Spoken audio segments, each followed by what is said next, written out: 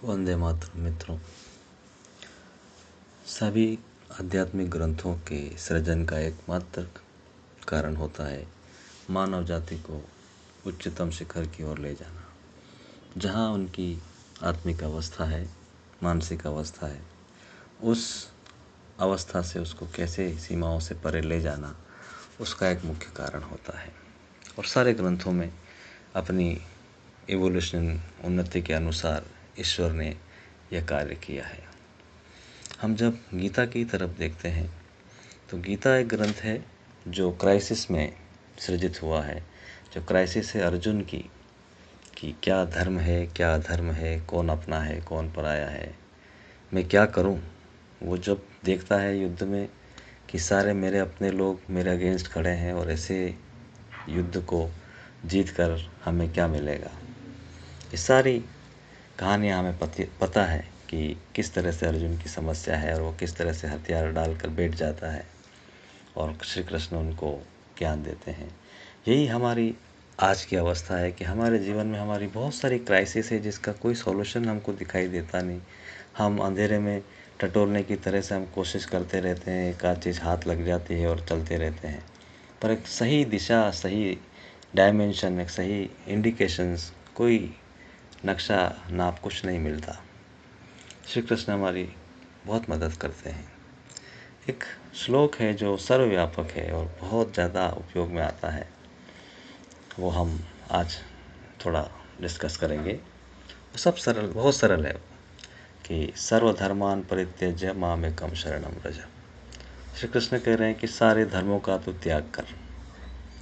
अब हम जब इसको गहराई से देखें कि सर्वधर्मान मतलब अर्जुन के एक से ज़्यादा धर्म है, इसका मतलब सारे धर्मों को छोड़ने की बात कर रहे हैं।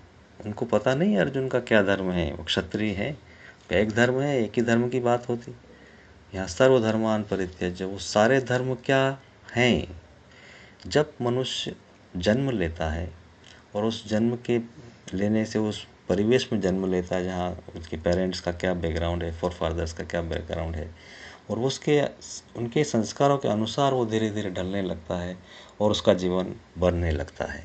तो ये सारे धर्म हो जाते हैं, जो संस्कार हैं, जो हैबिट्स हैं, जो व्यवहार करने का तरीका है, ये भी सब कुछ धर्म के तहत आता है।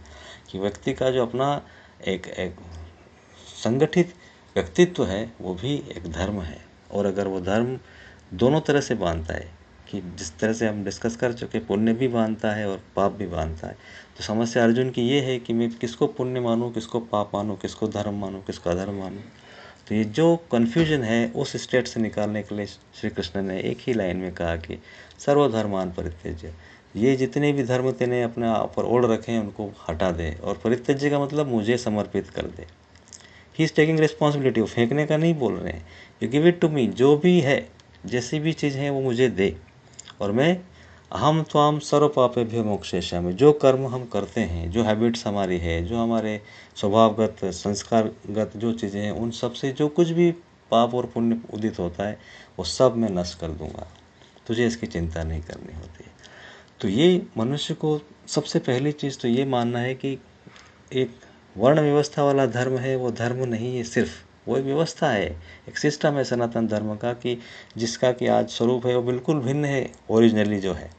तो वर्ण व्यवस्था धर्म नहीं है, वो एक सिस्टम है, व्यवस्था है जहाँ पे हमने जन्म लिया है, और वो हमारे जो कुछ आगे ले जाने के लिए एक इंडिकेशन है बहुत बड़ा। वो अपन कभी डिस्कस करेंगे कि हम क्यों पर्टिकुलर वर्ण व्यवस्था में व्यक्ति आता है। तो ये श्री कृष्ण का मानना है, कहना है कि सबसे पहले जो तेरी समस्या है, कि जो कुछ तेरे मस्तिष्क में चल रहा है, और जो तेरे हाथ पांव को बांध दिया है जिसने, और जो आपको एक कदम भी उठाने नहीं दे रहा है, वो है सब आवरण जो हमने ओढ़ रखे हैं हमारे आसपास।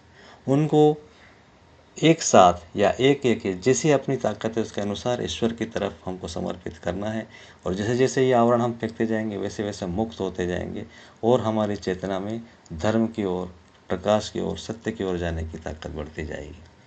तो श्री कृष्ण अर्जुन से सबसे पहले ये चीज़ चाह रहे हैं कि जो कुछ तेरी हैबिट्स हैं, जो कुछ तेरे बाहर का आवरण है, जो कुछ तेरा स्वभावगत संस्कारगत चीज़ें, मेरे को समर्पित कर, और मैं तुझे इससे मुक्त करके इस दिशा में आगे ले जाऊंगा।